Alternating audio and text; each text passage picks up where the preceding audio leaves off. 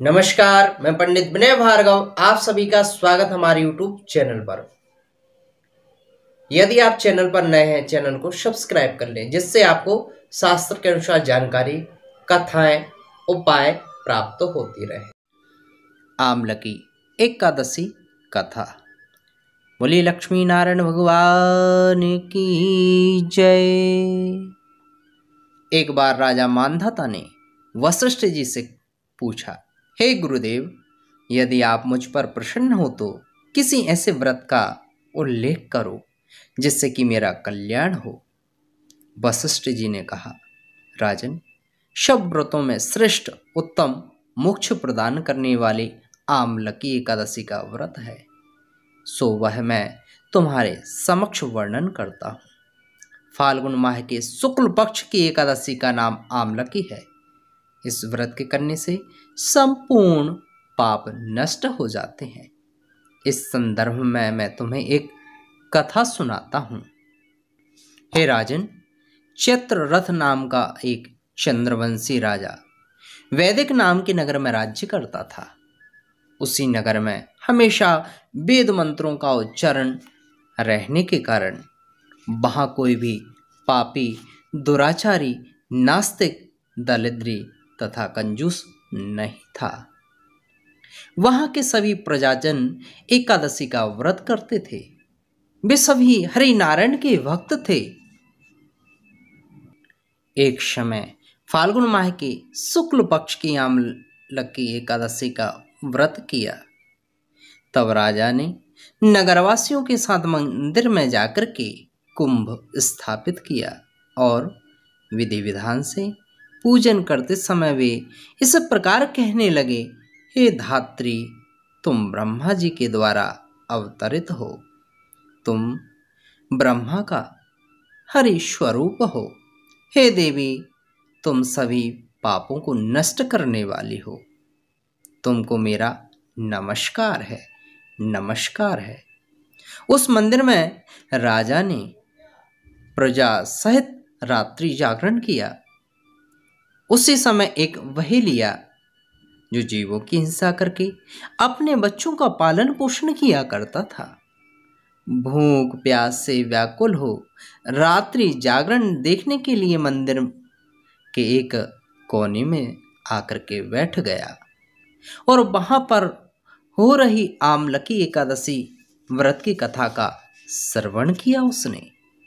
इस तरह से उस वहेलिये ने भी सब लोगों के साथ रात्रि जागरण किया। प्रातःकाल जब सब लोग अपने अपने घर को चले गए तो वह वहेलिया भी अपने घर को चला आया और घर आकर के उसने भोजन किया। कुछ समय के बाद उस वहेलिया की मृत्यु हो गई। अनजाने में किए हुए उसके आमलकी एकादशी व्रत एवं जागरण के प्रभाव से वह राजा विदुरथ के घर में उसने जन्म लिया। उसका नाम वसुरथ रखा गया। जब वह बड़ा हुआ तो चतुरंगणी सेना के साथ 10 सहस्त्र गांवों का पालन करने लगा। वह सूर्य के समान तेजस्वी, चंद्रमा की कांति जैसा, वीरता में विष्णु भगवान के समान, क्षमा में पृथ्वी के तुल्य था। एक दिन वह नृप वन में शिकार खेलने गया। दुर्भाग्यवश वह मार्ग में भटक गया। दिशा ज्ञान न होने के कारण एक वृक्ष के नीचे सो गया।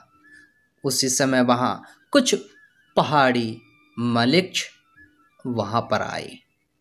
वह राजा को मारो मारो शब्द कह करके उस पर टूट पड़े।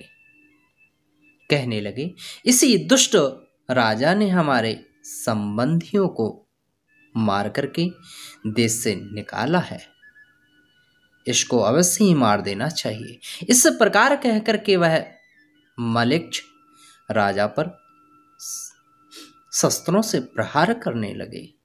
मलिक्षों द्वारा छोड़े गए सभी अस्त्र शस्त्र लौट करके उन्हीं पर प्रहार करने लगे। जिसके कारण मलेच्छ स्वयं ही मूर्छित होकर पृथ्वी पर गिर पड़े। उस समय राजा के शरीर से अग्नि के समान लाल लाल नेत्र वाली वक्र भ्रकुटी किए नाना प्रकार के वस्त्र अलंकारों से सुसज्जित एक दिव्य स्त्री प्रकट हुई। उस स्त्री ने जब राजा सो रहा था समस्त मलेच्छों को मार डाला। जब राजा जागा तो उसने देखा सब मलेच्छों को मरा हुआ पाया। विचार किया कि इन शत्रुओं को मारने वाला मेरा इस वन में ऐसा कौन हितैषी रहता है, विचार कर रहा है, जिसने कि इन सबको मारा है, ऐसा कौन है। जब वह राजा ऐसा सोच ही रहा था तभी आकाशवाणी हुई कि हे राजन, इस संसार में तेरी रक्षा स्वयं श्री विष्णु भगवान के अतिरिक्त और कौन कर सकता है। और सुखपूर्वक अपना राज्य करने लगा। महर्षि वशिष्ठ जी ने कहा, हे राजन, यह सब उस आम्लकी एकादशी के व्रत के प्रभाव से हुआ। जो मनुष्य इस आम्लकी एकादशी का व्रत करते हैं वे निश्चित ही प्रत्येक कार्य में सफलता प्राप्त कर अंत में मोक्ष को प्राप्त करते हैं। श्रद्धा भक्ति भाव के साथ आम्लकी एकादशी का व्रत कर रहे हैं, समस्त प्रकार की कामनाएं पूर्ण होती हैं, विजय प्राप्त होती है। हरि नारायण के समक्ष दीप दान करें।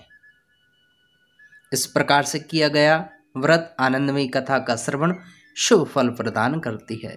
पुनः मिलूंगा एक नई जानकारी के साथ। श्री राधे राधे।